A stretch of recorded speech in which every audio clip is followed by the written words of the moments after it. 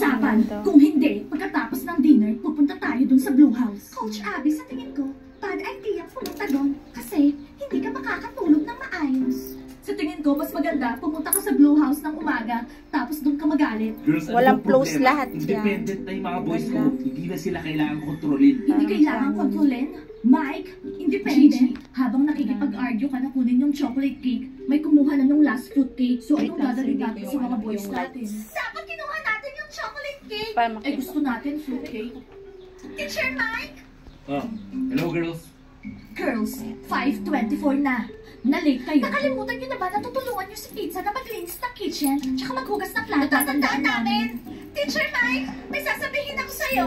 Ano yung Gigi? Sige, sabihin mo na. Mike, gustong sabihin ni Gigi na pupunta siya sa kitchen para tulungan si Pizza maghugas ng plato.